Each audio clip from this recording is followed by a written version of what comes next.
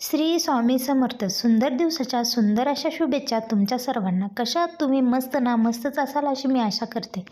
तर चला तर मंडळी, आज मला बनवायची होती डब्याला मस्त अशी पनीरची भुर्जी. आमच्या होने पनीर आणून दिलं होतं मार्केटमधून 1/2 किलो.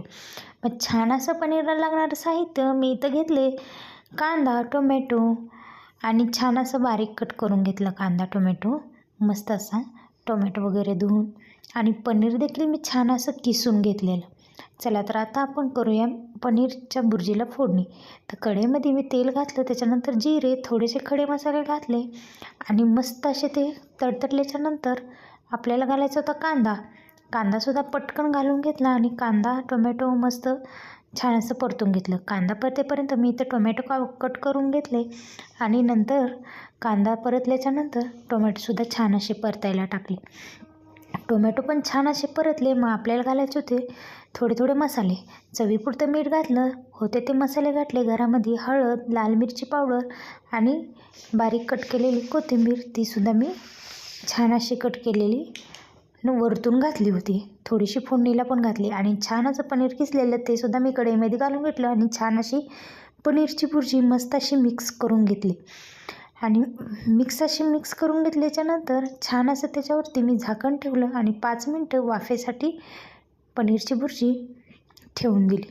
तोपर्यंत म्हटलं इकडं तवा गरम व्हायला ठेवला आणि मला बनवायचे होते भाकरी बनवायची होती. त्याच्यामुळं मी पटकन अशी एकी साईडला भुर्जी ठेवली आणि एकीकडे भाकरीचं पीठ मळायला घेतलं. छान असे मी भाकरीचं पीठ मळलं आणि मस्त अशा छोट्या छोट्या सुंदर अशा भाकरी बनवल्या. पनीरच्या भुर्जीबरोबर, गरम गरम भुर्जीबरोबर छान अशी बाजरीची भाकरी थंडीच्या दिवसामध्ये खायला खूप छान अशी वाटते. तर मी अशा पटपट अशा 2 डब्यापुरत्या भाकरी बनवून घेतल्या मस्त अशा. आणि आमच्या आहोंना म्हटलं, अहो डबा भरा तोपर्यंत. त्यांनी काय डबा भरायला लागले. तेवढ्यात आमचा मोहित मध्ये मध्ये काहीतरी विचारत होता. मग काय आमच्या हो लागले डबा भरायला. तोपर्यंत मी छान अशा छोट्या छोट्या भाकरी मस्त अशा करून घेतल्या आणि भाकरीसुद्धा गरम गरम तयार झाल्या. तोपर्यंत यांनी डबा भरला होता मस्त असा. वरण भात सगळं तयार झालं होतं आणि छान असं माझ्या भाकरीसुद्धा मस्त अशा होत होत्या. आणि भाकरी झाल्याच्यानंतर आमच्या आहोंनी डबा देखील देऊन आले. तोपर्यंत मी माझं आवरत होती की आम्हाला पण खायला भाकरी बनवत होती.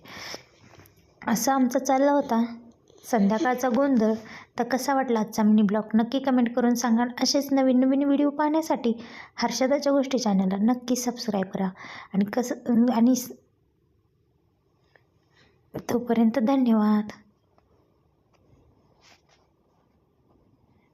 तर चला तर मंडळी, आमच्या आहो चालले आता डबा द्यायला. चला तोपर्यंत बाय बाय तुम्हाला सुद्धा. मग मी असं किचन वट्टा फास्ट